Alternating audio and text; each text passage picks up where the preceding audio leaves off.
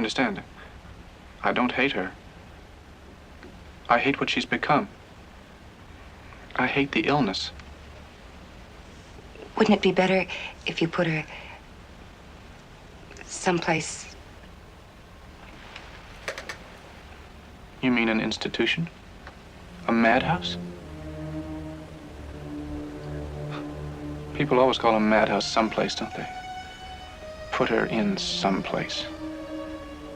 I'm sorry. I didn't mean it to sound uncaring. What do you know about caring? Have you ever seen the inside of one of those places? The laughing and the tears, and the cruel eyes studying you. My mother there. But she's harmless. Oh man, reviewing this scene after you know the ending is wild. It's essentially Norma looking straight at Vivien Leigh going, "You done messed up, girl."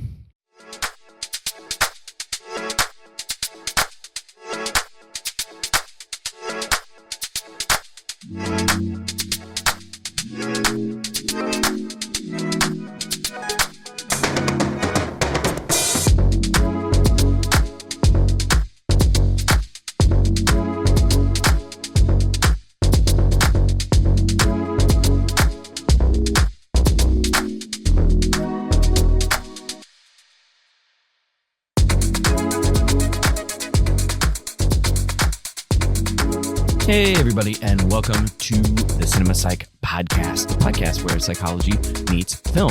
I am your host, Dr. Alex Swan, and today's episode is going to be a little bit of a follow-up episode.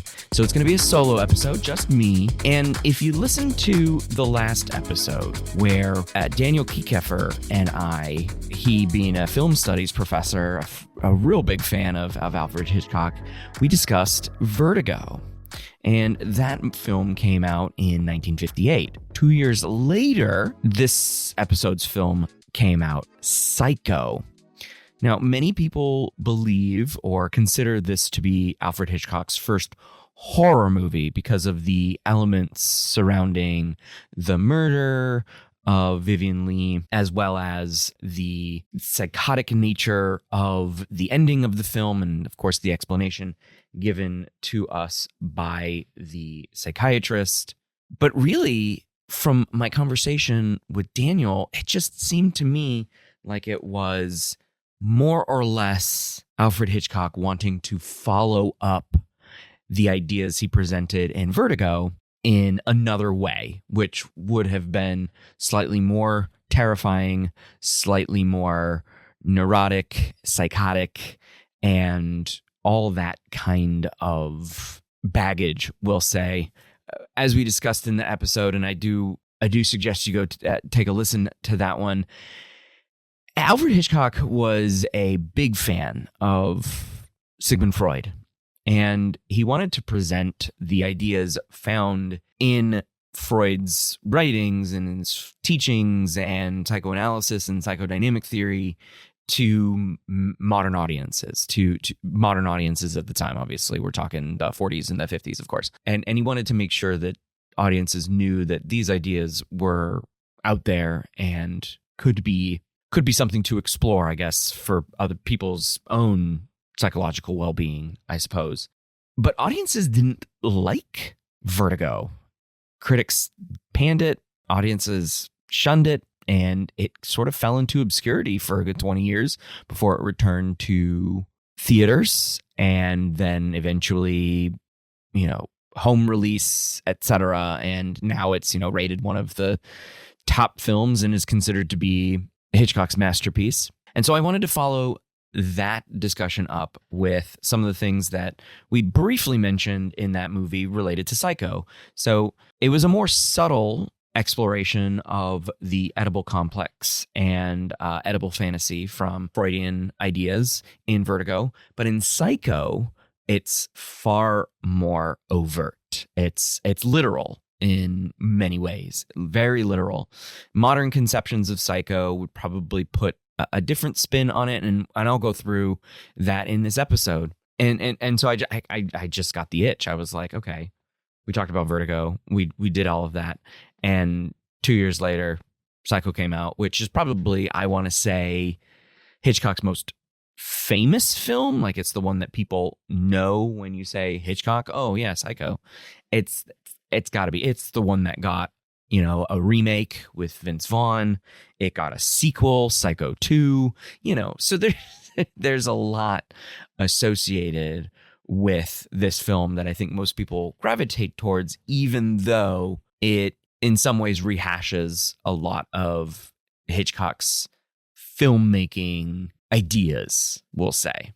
So as I said, Hitchcock directed this film, came out in 1960. It has now been rated R, just in case you were wondering. The writers were Joseph Stefano and Robert Bloch. And the film stars Anthony Perkins as Norman Bates, a person that has been characterized and caricaturized in media ever since this film came out. So in the 66 years since this film's release, Norman Bates, the owner and proprietor of Bates Motel. It also stars Janet Leigh as Marion Crane. This, I want to say, is probably Janet Leigh's most famous role, and she doesn't even appear for the entire runtime of the movie. The classic stabbing scene with the shrieking violins is probably something that, even if you haven't seen this movie, is known to you, right? Vera Miles plays Lila Crane, and this is Marion's sister. Hitchcock did a pretty good job of finding two women that looked relatively similar to one another, even black and white and in color. So, good for him on that one. John Gavin plays Sam Loomis, Marion's lover in this film. Now, he doesn't have a lot to do as Sam, but he's important to moving the plot forward, at least in Marion's case. Martin Balsam plays a private detective, Milton Arbogast.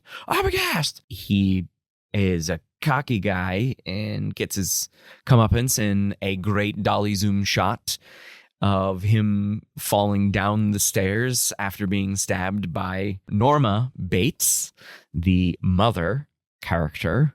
John McIntyre plays Sheriff Al Chambers. And then there are a few bit roles here and there. Simon Oakland has like 5 minutes of screen time as Dr. Fred Richmond, who essentially plays the expositioner in chief at the end of the film. And then there are a few other roles here. I mean, it's got an 8.5 rating on IMDb. It's probably, some people consider it the greatest horror film ever. It is up there with other psychological horror films as The Shining, Get Out, all that kind of stuff.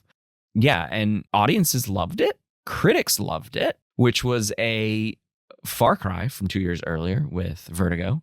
Honestly, I think this has a lot to do with how overt the themes are in the movie, right? And so I want to go ahead and jump right in to how Psycho, with its name being Psycho, is a full psychological picture, and kind of have two broad segments. One, Psycho as a Freudian film, and two, how we might reinterpret the film with today's psychological lenses, sort of like I did with Daniel in the previous episode of the show. So, let's get started. Is your time so empty? No. Well, I run the office and tend the cabins and grounds and do little errands for my mother. The ones she allows I might be capable of doing. Do you go out with friends? Well, a boy's best friend is his mother. You've never had an empty moment in your entire life, have you? Only my share. Where are you going? I didn't mean to pry. I'm looking for a private island. What are you running away from? Why do you ask that? No. People never run away from anything. The rain didn't last long, did it? You know what I think? I think that We're all in our private traps, clamped in them, and none of us can ever get out. We scratch and claw, but only at the air, only at each other. And for all of it, we never budge an inch. Sometimes we deliberately step into those traps. I was born in mine. I don't mind it anymore. Oh, but you should. You should mind it. Oh, I do, but I say I don't. You know, if anyone ever talked to me the way I heard, the way she spoke to you. Sometimes, when she talks to me like that, I feel I'd like to go up there and curse her and leave her forever. Or at least defy her. But I know I can't. Okay, so as I said, Hitchcock was a big fan of Freud, and he wanted to make sure that Freud was represented well in his films, and maybe in a more fantastical way, sure, but at least something that people could latch onto. And I think he was a big fan of the Oedipal complex.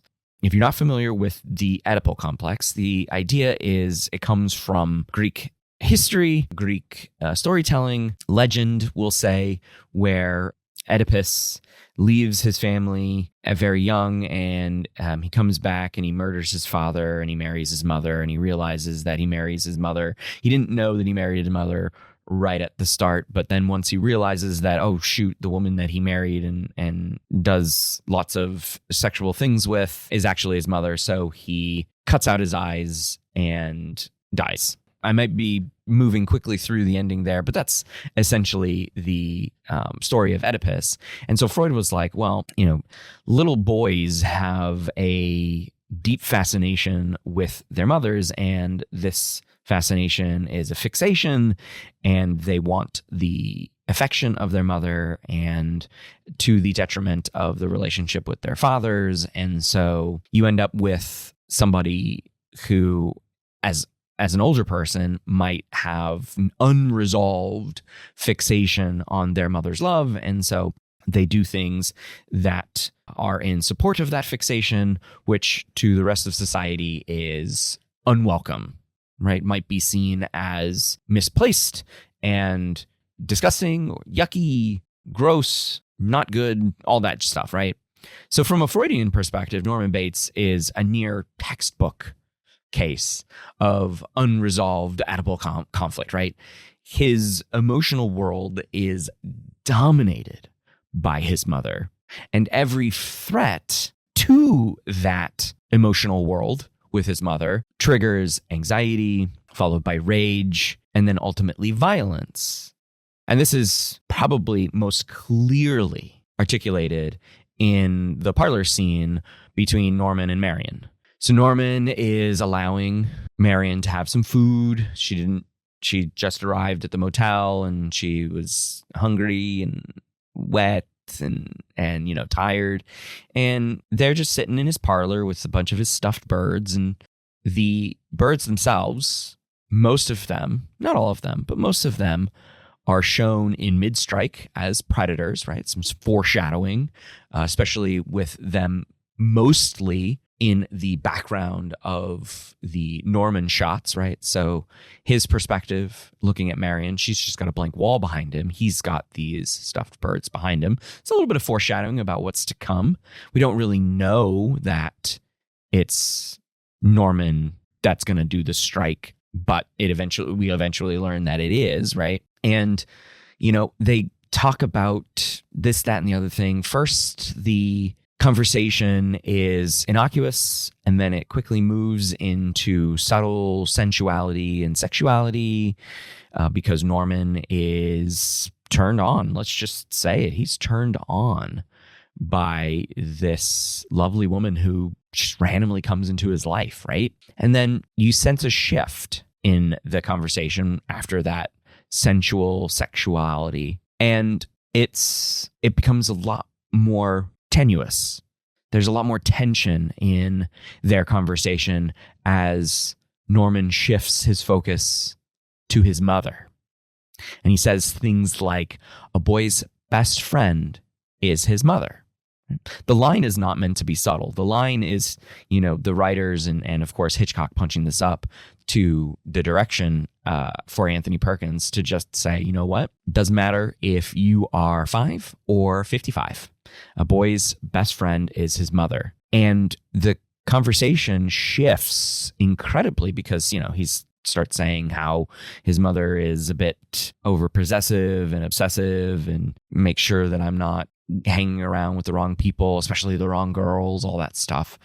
And it's obsessive, but it's resentment and fear. And Marion in that room, who is sexually available, let's not forget, like, spoiler alerts, of course, Norman's mother is not alive and she is rotting in his basement. And she is therefore not available for any means, right? Whether incestuous or not available for anything. But Marion is, and she becomes a rival, right? So in Freudian terms, Marion activates this forbidden desire. And as we learn at the end of the movie, Norma is inside Norman's head. He cannot tolerate the forbidden desire. He becomes uncomfortable because he is instead Norma Bates pretending to be her son. And so the desire is repressed, and what comes in its place is aggression. So he stages this rather quickly. He goes from, oh, they're just having a good time, to, ooh, things are heating up, to, uh-oh, things can't heat up, to, we got to get rid of this, right? So Freudian drama is sexual interest produces guilt, guilt produces displacement, and displacement produces violence. And halfway through the movie, the violence is realized. Marion goes to her room, doesn't realize that there is actually a peephole in the manager's salon that peers directly into the room where he puts Marion, and did that on purpose, obviously, right? Watches her. Of course, the sexual interest itself produces guilt. The mother takes over and she gets into the shower, and the famous shower scene occurs. We get the shower scene. Just an aside on the shower scene, wonderfully edited scene. The use of chocolate syrup for blood was a great choice, in my opinion, since this was filmed in black and white, as opposed to, the Technicolor of Vertigo. He went back to black and white. I think it was a great choice. Just the shots of the shower, the shots of the hand going up to stabilize herself on the shower curtain, the shot of the large chef knife and the hand wielding it, all of that stuff is great. And then, of course, the final shot of Vivien Leigh with her eye open, just sort of draped over the tub as blood flows from her face. It's a great scene. Great scene. I absolutely adore this scene. Before I even saw the movie many, many years ago, I saw that scene before. And of course, I was then aware of the shrieking violins, which in and of itself is a hallmark of the movie. Score is amazing. It's just wonderful. And then I, of course, saw the scene in context when I saw the film. And then I did a bit of a rewatch after I resolved myself to making this the next episode of the podcast, an exploration of the Freudian and modern aspects of the film after having a discussion about Vertigo, right? Hold it there.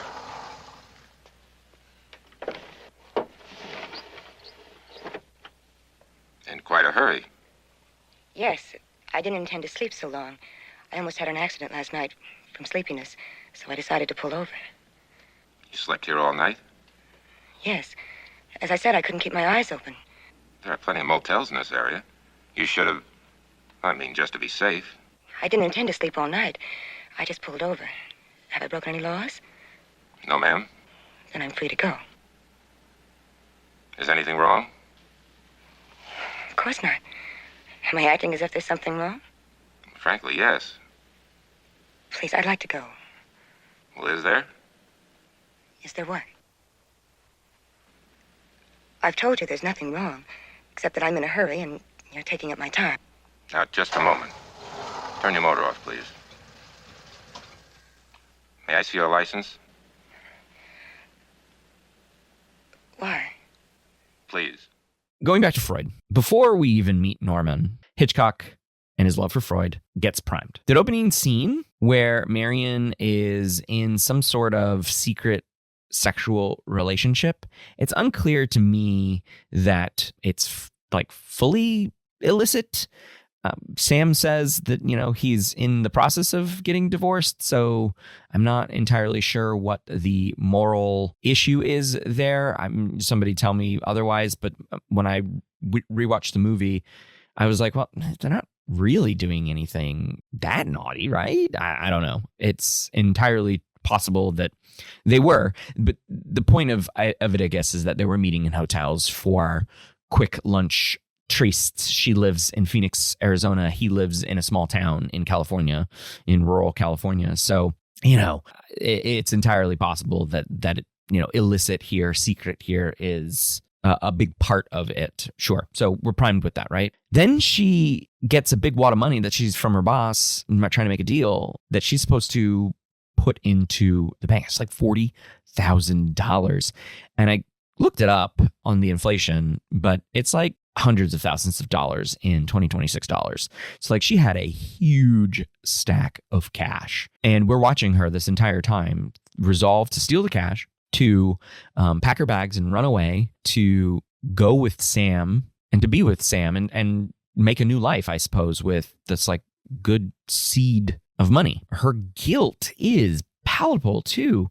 So not only do we see her accidentally run into her boss, who she told, I'm gonna go deposit the money and then I'm gonna go home because I have a headache. She runs into him later and she's in her car and he's like, wait a minute, that's not what she told me she was gonna do. That's not good. And then so as she's driving away and driving through rural Arizona and rural California, she's haunted by these accusing voices. Now, these are just the audio from earlier scenes being played over her shots of her. She nervously scans faces, and she seemingly can't escape moral scrutiny. So she ends up having to sleep on the side of a desert highway road, and a police officer stops by, highway patrolman, maybe state trooper. I don't know what state this was in at the time, but she's acts squirrely around him. He's just like, are you doing all right? And she's like, yeah, no, am I free to go? I just fell asleep, leave me alone. And honestly, the police officer was a little obnoxious, stopping the person. She did the right thing. She felt tired, pull over to the side of the road and, go to sleep, right? That's what you're supposed to do. Police officer was like, I don't know if I trust her. And so she makes her way into a town and she's like, I gotta get rid of this car. This car is marked now. Not only does my boss know that I was driving in it from Phoenix, but this police officer's after me. And so I don't want him to equate this car with me acting all squirrely. So she goes to a used car dealership and was like, I'll take whatever car you have. Give it to me now. And he's like, well, wait a minute. I got to see what your car is all about and whether or not I can actually take it from you as a means for another car. Police officer shows up and she's like, I got to get out of here, man. Come on, just give me the damn car. And they talk to her and like, what's going on, little lady? And she's like, nothing. Get out of my face. And that leads her to stop at the Bates Motel in this new car that nobody knows that she has, right? Nobody knows that she has this car. And, sets up her chance encounter, her fateful encounter with Norman. Now, the interesting thing about the shower scene is that it occurs immediately after she resolves to return the money. She's like, I'm going to give this back. It's not the full $40,000, but I'm going to give this back. Like, I can't keep doing this. I am running into my conscience, right? But of course, Norman has no idea about the money. Norman doesn't know anything about this and her resolve. He just wants to get her done. And what I mean by that is Mother wants to get her done. And so she's naked, vulnerable, cleansing herself symbolically, let's say, as she chooses redemption, and then bam, stabbed to death by a shadowy figure in an old woman hairdo. And we think, if you're just seeing this movie for the first time, we think that's Mother. We think Mother just went into a rage and was like, oh, hell no. You may not be with my son at all. It's a great little series of shots. I mean, honestly, to put that all together the way that it did, from like as I say often, and as many film folks say, no shot and no audio should be wasted in a motion picture. It's an expensive endeavor, right? You have so many people working on a film, and just to get it out to the public, it's an expensive endeavor. So every bit of editing is important. And we go from the conversation that Marion has with Norman, mother comes up, then we go to him peeping on her, then we go to her resolving to return the money, then we go to him having a crisis of conscience. Of course, this is mother taking over after we find that out at the end of the movie. And then we go to her death, being stabbed. From a cultural lens that has a good manner of Freud on top of it, the murder functions as her punishment. Marion's punishment for stealing the money, Marion's punishment for lying to her boss, Marion's punishment for her relationship with Sam. Any number of punishments can work here, right? There is no sexual transgression. You could argue that her sexual transgression is part of it, and Freud would argue that transgression plus the moral guilt are primed for annihilation. You gotta get out of it, right? This isn't so much psychological realism as it is mid-century moral psychology, which Freud had a hand in shaping, not alive at this point, but shaping, right? And it plays into how in the 1940s, the 1950s, and even into the 1960s, desire is dangerous. It has to be contained. In many ways, has to be repressed, right? And let's be clear here. I don't think that Alfred Hitchcock is putting his psychoanalyst hat on and diagnosing Marion for her moral transgressions, whether they be sexual or financial. No, I don't think he is doing that. What I think he is doing is he is using her for the rest of the movie. She is the plot device, so to speak, for the Freudian ideas. So the rules of the film, right? Throughout the movie, Hitchcock uses Freud as a centerpiece for Norman. It's not just his desire that Freud would have comments on. It's rather setting up how fractured Norman's mind is at the end of the movie, as we learn, right? So in Freud's most important theory of personality development, where the psychosexual stages do have a role to play, he sets up three forces, three psychological forces: the id, the ego, and the superego. The id is the internal desire of the person. It is run by the pleasure principle, hedonism at its nonstop go, go, go. The id is checked by the person as we know them, their ego, right?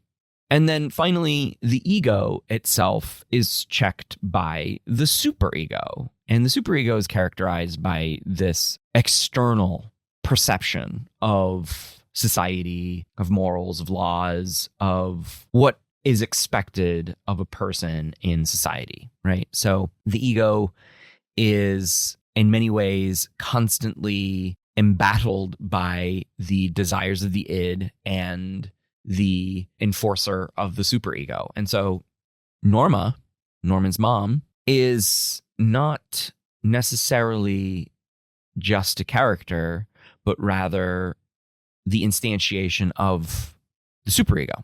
First, Norman is not merely loving of his mother, like most of us are. Like, we love our mothers and we are comforted by them, and they comfort and we comfort them, and there's a mutual respect and understanding and blah, blah, blah, all that stuff, right? No, she is the internalized, and as we learn at the end of the movie, a clear personality. She is internalized as a moral authority. All we see her do for the first part of the Bates Motel sequences, she criticizes him, she shames him, she punishes him, and she punishes others. She punishes Marion, she punishes Arbogast. All she does is punish. Now, Mother, I'm gonna bring something up. I am sorry, boy, but you do manage to look ludicrous when you give me orders. Please, Mother. No, I will not hide in the fruit cellar. You think I'm fruity, huh? I'm staying right here. This is my room, and no one will drag me out of it. Least of all, my big, bold son. They'll come now, Mother. He came after the girl, and now someone will come after him. Mother, please, it's just for a few days. Just for a few days so they won't find you. Just for a few days. In that dark, dank fruit cellar. No! You hid me there once, boy, and you won't do it again. Not ever again. Now get out! I told you to get out, boy. I'll carry you, Mother. Norman, what do you think you're doing? Don't you touch me! Don't! Norman!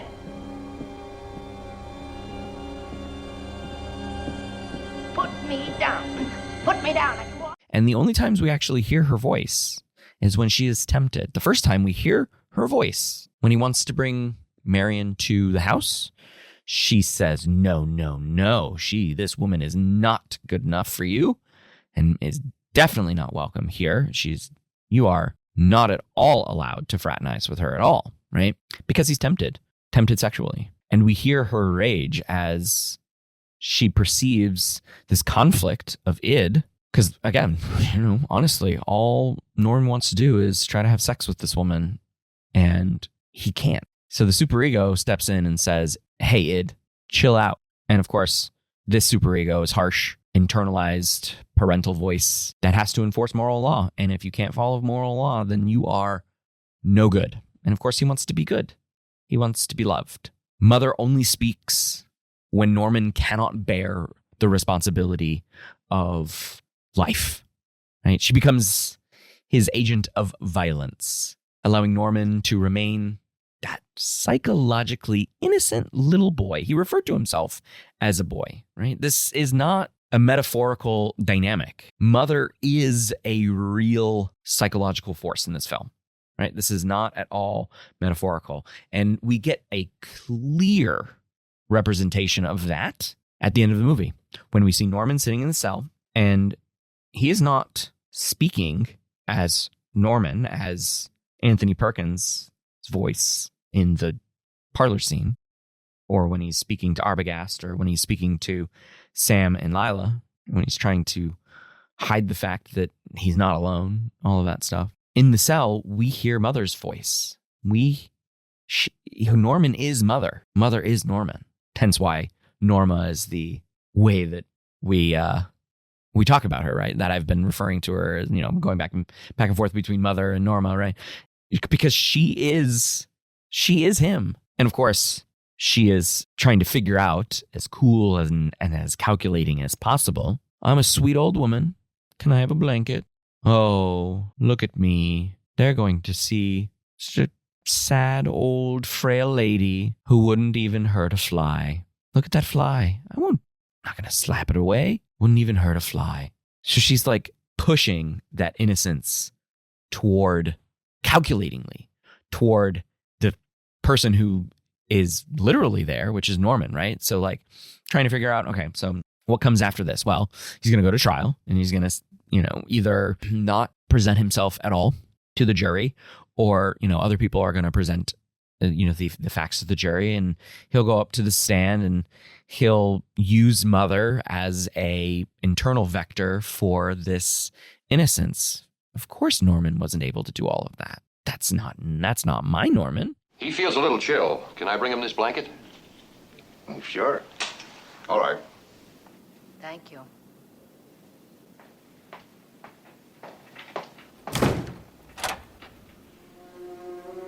It's sad when a mother has to speak the words that condemn her own son, but I couldn't allow them to believe that I would commit murder.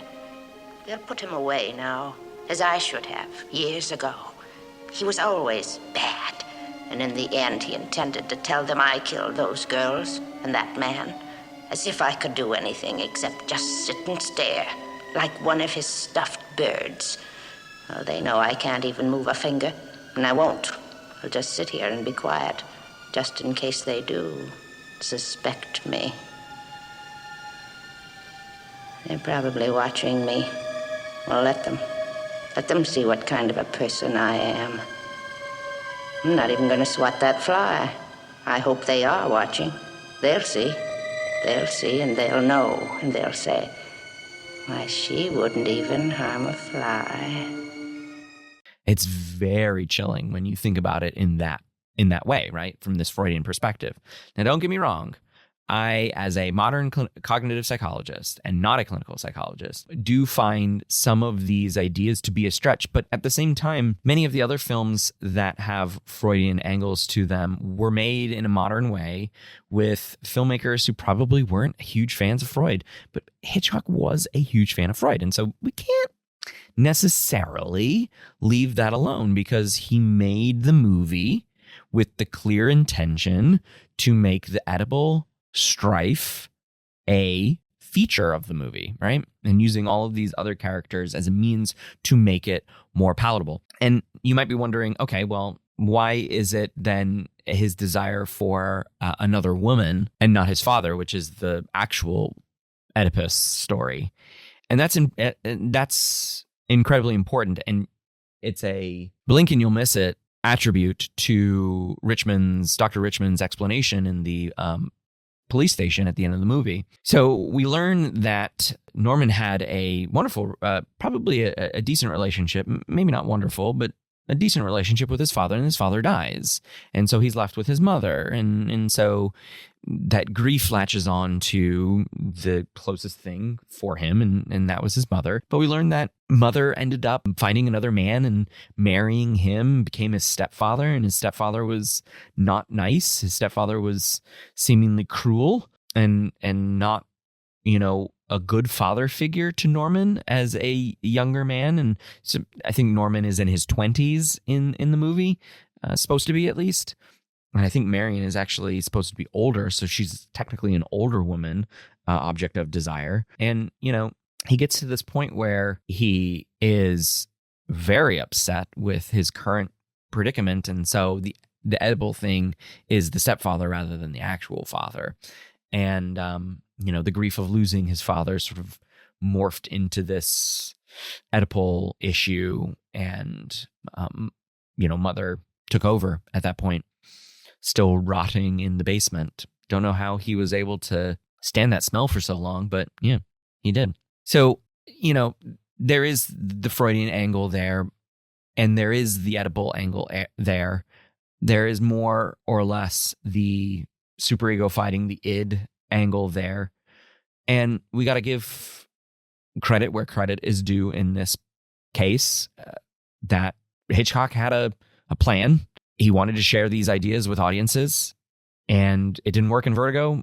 And so he said, all right, I'm going to make it as clear as day for Psycho. And a lot of people were like, that is horror, bro. That is psychological horror. You nailed it. I would not want this to be my situation with my mother, said all of the young men who went and saw the movie, right? And of course, it played into the cultural stereotypes and roles, traditional roles of women in that time, right? Late 1950s. There's a lot here that I think you have to look at from this historicist perspective, rather than looking at it from a modern psychological or modern clinical psychological framework. But of course, that's what we do on this show. So in the next segment, I want to talk about how a modern clinical psychologist might read this film. Maybe someone who doesn't know that Hitchcock is a big Freud fan. If anyone gets any answers, it'll be the psychiatrist. Even I couldn't get to Norman. He knows me. You warm enough, miss? Yes. Did he talk to you? No. I got the whole story, but not from Norman. I got it from his mother. Norman Bates no longer exists. He only half existed to begin with. And now, the other half has taken over. Probably for all time. Did he kill my sister? Yes. And no. Well, now, look, if you're trying to lay some psychiatric groundwork for some sort of plea, this fellow would like to cop this. A psychiatrist doesn't lay the groundwork. He merely tries to explain it. But my sister is... Yes. Yes, I'm sorry. The private investigator, too. If you drag that swamp somewhere in the vicinity of the motel, you'll... Have you any unsolved missing persons cases on your books? Yes, 2. Young girls? Did he confess to... Like I said, the mother. Now, to understand it the way I understood it, hearing it from the mother, that is, from the mother half of Norman's mind, you have to go back 10 years to the time when Norman murdered his mother and her lover. Now, he was already dangerously disturbed, had been ever since his father died. His mother was a clinging, demanding woman. And for years, the two of them lived as if there was no one else in the world.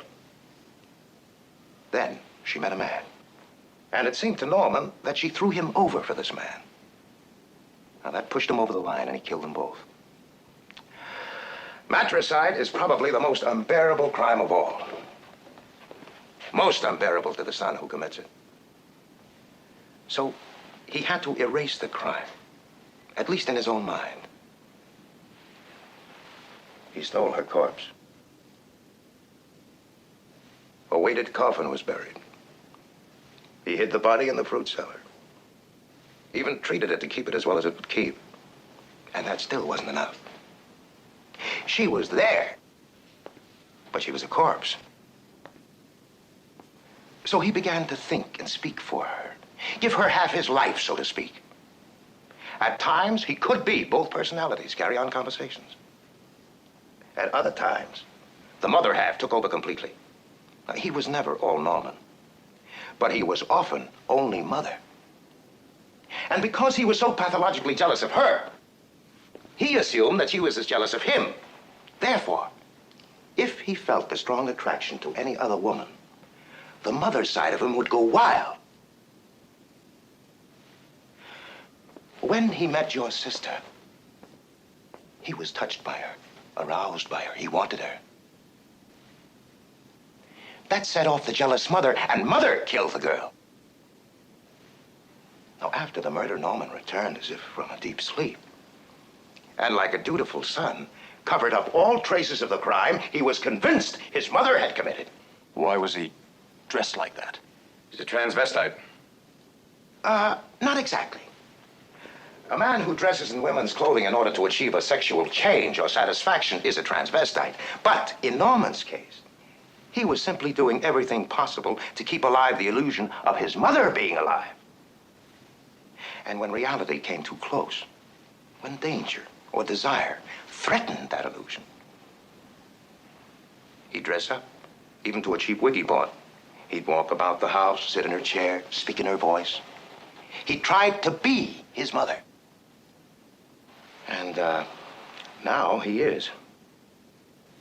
Now, that's what I meant when I said I got the story from the mother. You see, when the mind houses two personalities, there's always a conflict, a battle. In Norman's case, the battle is over, and the dominant personality has won. And the $40,000? Who got that? The swamp. These were crimes of passion, not profit. So a modern clinical psychological reading of this is a strong case for dissociation as a psychological defense. So Norman Bates is better understood as a person suffering severe dissociation and not simply neurosis, as Freud would label it, right? So the neurosis being the role of the mother and this unrequited desire. He has committed an act that he cannot integrate. So in the last segment, I said that that Dr. Richmond tells us what happens to his mother, to like why she's dead. And I wanted to save the actual reason for this segment. So I said that his mother gets a lover, stepdad, whatever. Norman actually kills them both in a fit of rage. He's not a fan of this new man in her life. He's overly protective. This is the Oedipal thing talking, right? And so rather than repressing the memory of murdering these two people and then getting away with it cleanly, we learn that because we see the decaying corpse of his mother, we learn that a fake body or some other form of weight was put into the coffin to be buried, right? Because the sheriff's like, I saw that woman get buried. And it's like, well, you didn't. You saw a casket get buried, bro. He commits this act that is explained to us by the psychiatrist at the end of the film. And as a means to absolve himself of the crime, he dissociates. One might say that his psyche fractures due to this trauma. And a lot of times the dissociative disorders that you'd find in the DSM do sort of converge on the implicating factor being a severe trauma. You see this in more recent explorations of dissociative identity disorder, like Split, that the main character who has so many identities had a traumatic experience happen to him. Moon Knight, the character, that Marvel property, has severe trauma from grief associated with his mother's hatred of him after the death of his brother, I think. These sorts of things, right? So heavily traumatic experiences causes this fracture. So we get this identity of mother. It's referred to as personality in the movie, and I think the fact that dissociative identity disorder used to be called multiple personality disorder here is important, right? And the doctor does refer to it as a personality in his expositional monologue. The mother emerges as a defensive structure. It contains the guilt. It contains the aggression. It preserves Norman's attachment to her, right? He freed her from this lover, but he also freed her from any other attempts to have other lovers, etc. We see this clearly in the scenes following Marion's murder. So we see two versions of Norman. One, upon first viewing the movie, we don't know is actually Norman, just wearing a wig and a dress. And then we see Norman clearly after Marion's murder. He's calm, he's methodical, he's childlike. Just clean it up, man. He cleans the bathroom, he disposes of the body, he doesn't panic. It's compartmentalized functioning, if I were to label it as something. He compartmentalizes how he needs to react in that situation. He even goes as far as dumping this car into a nearby bog or swamp or whatever, which is odd for it where this place is supposed to be in California. But in any case, the dissociation is a pair here, Norman himself and then mother. This numbing and precision can be found in other dissociative states. Affect, people's emotions, and their awareness are not co-occurring in conscious awareness.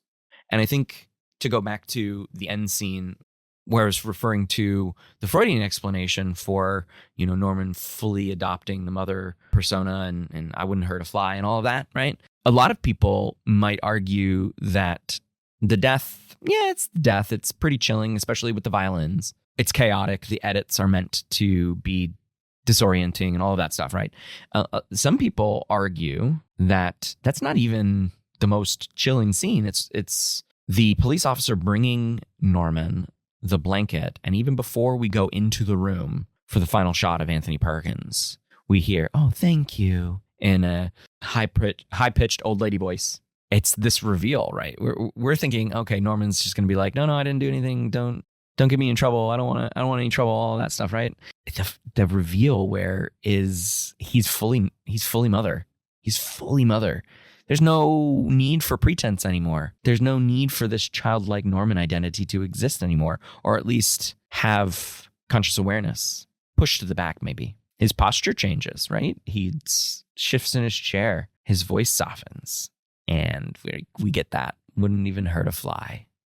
And then he looks up at the door, which is where the camera is. I wouldn't call this fourth wall breaking, but it is very, very close. Very close to fourth wall breaking. And he looks up and she's just, I should say, not he, but she is just devilishly pleased by the turn of events. It's not meant to be symbolic. It's meant to reflect an identity takeover that you could possibly see in a DID patient, a dissociative identity disorder patient, or some other dissociative disorder patient. It's rare. It's controversial. It's on film. It's fiction. But this is what the DSM talks about. This is what case studies of this sort of thing elaborate on, right? The identity takeover. it's quite good. It's quite good. And when I saw it for the first time, I was like, whoa, I was not expecting that, even after the doctor's explanation. So from a clinical standpoint, this is, of course, very exaggerated identity takeover. There's no real scientific finding, case study finding that shows this rapid transformation. Absolutely not. There's no way. There's no way.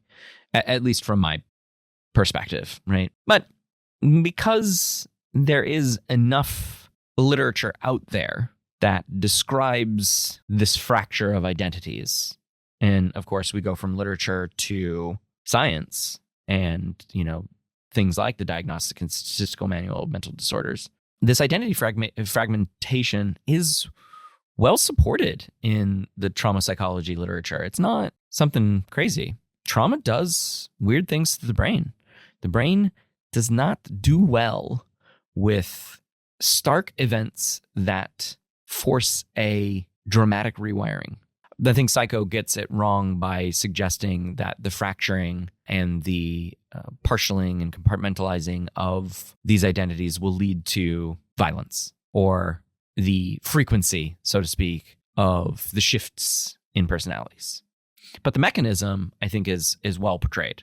It's a horror film. It's a psychological horror film. So, of course, the need for horror is heightened, and you want to make sure that you get that going, right? You have to.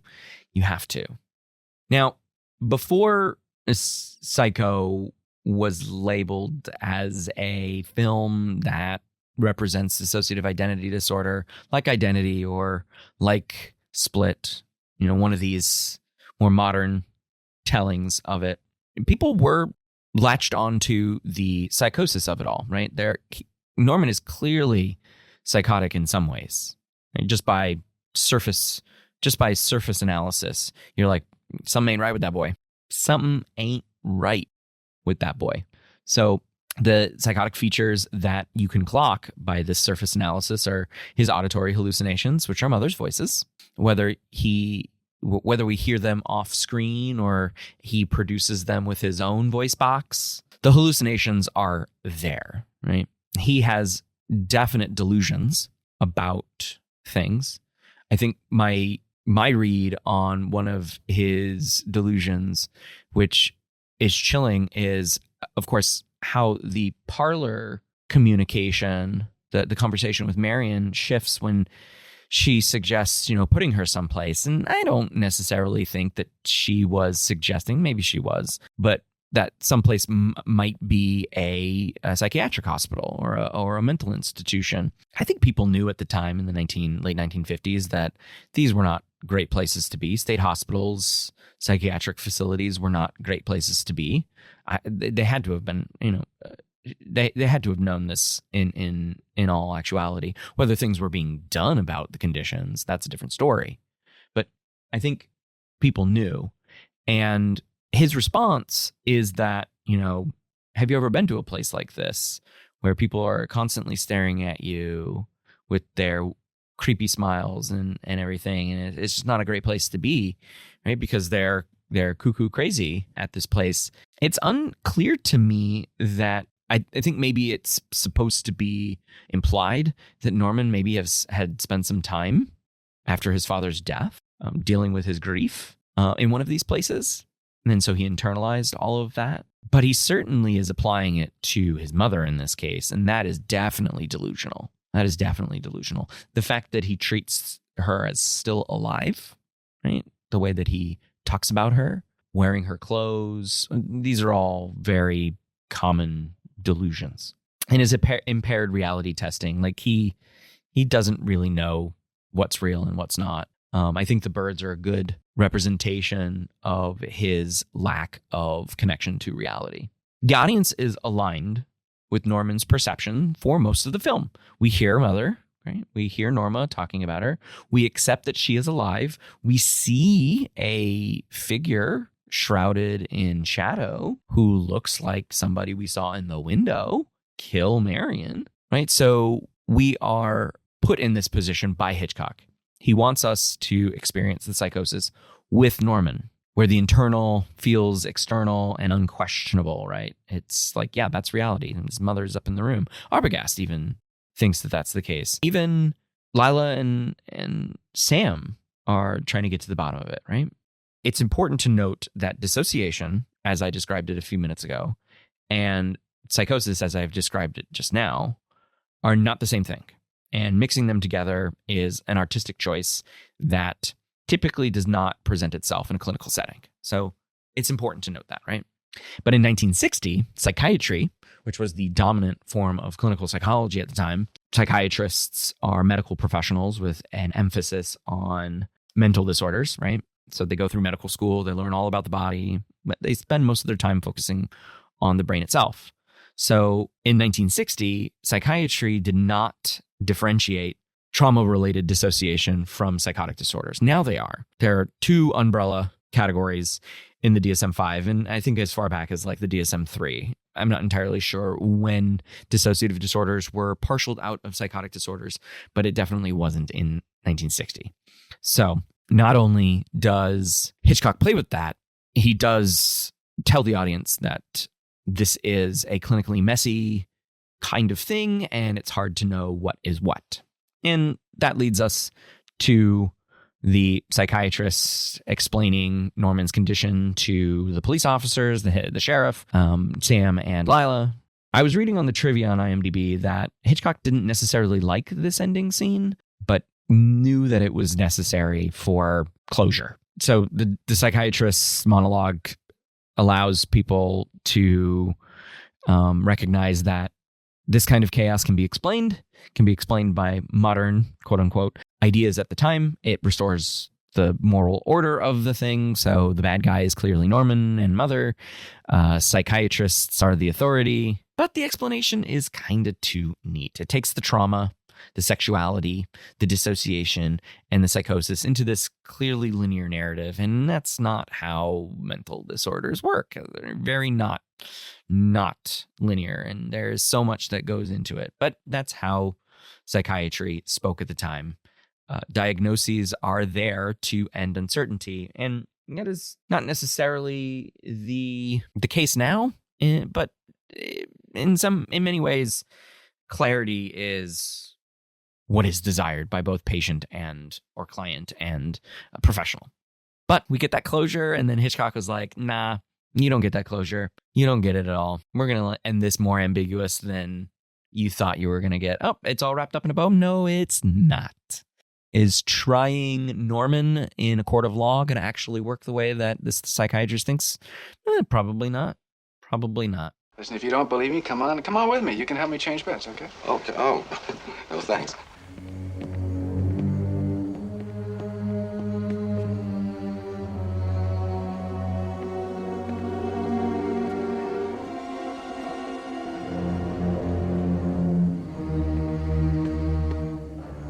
Change your mind? You know, I think I must have one of those faces you just can't help believing. Is anyone at home? No. Oh, there's somebody sitting up in the window. No, there isn't. Oh, sure, go ahead, take a look. Oh, that must be my mother. She's an invalid. It's practically like living alone. Oh, I see. Now, if this girl, Marion Crane, were here, you wouldn't be hiding her, would you? No. Not if she paid you well? No. Let's just say, just for the sake of argument, that she wanted you to gallantly protect her. You'd know that you were being used, that you wouldn't be made a fool of, would you? But I'm not a fool. Well, and I'm not capable of being fooled, not even by a woman. Well, this is not a slur on your manhood. I'm sorry. Let's put it this way. She might have fooled me, but she didn't fool my mother. Well, then your mother met her. Can I talk to your mother? No, as I told you, she's confined. Yes, but just for a few minutes, that's all. There might be some hint that you missed out on. You know, sick old women are usually pretty sharp. Can I just, Mr. Arbogast, I wouldn't disturb her. I think I've talked to you all I want to. Yes, but so, just for... I think it'd be much better if you left now. Thanks. Well, all right.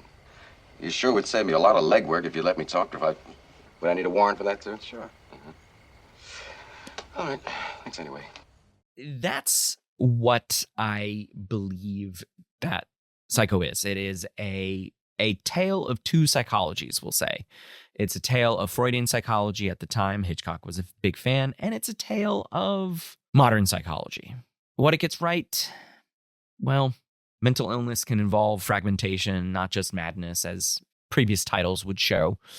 Trauma can fracture identity, so that's important to show. And violence can be connected to guilt and unresolved attachment, not just the devil made me do it, not just evil. What it gets wrong is that mental illness with homicidal danger, equating that, yikes on bikes, that leads to a lot of stigma and stereotyping. And I think we're still sort of, as a society, grappling with that equation of mental illness with homicidal danger. I think we're doing better than it now, but there's still lots of work to do. For example, police being called to mental health crises and pulling out their weapons and harming people in crisis who have no idea where they are or what they're doing. And they might be holding a knife. And that leading to the death of the person in crisis is sort of this equation rearing its head every so often. Now, I would say from a modern psychological perspective, a mother fixation, an Oedipal fixation as a causal explanation is super problematic because there's no empirical evidence of this whatsoever. It merely represents a descriptive pattern, and that descriptive pattern can only be used as a sort of life history lesson, maybe informing cues and triggers and things like that, but not as a causal explanation.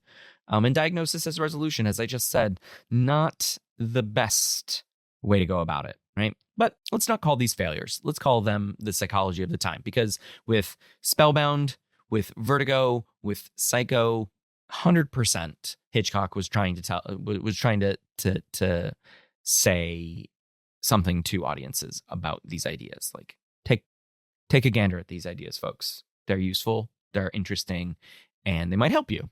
And I'm going to show it to you in an artistic way. So, I mean, like, it's not just a horror film. It's not just a psychological horror film, but it's like a psychological time capsule. It's fluently Freud. It's kind of anticipates modern trauma theory, which is interesting, or at least as a post hoc analysis, a post hoc explanation, and exposes the limits of both of those things, which I think is incredibly important.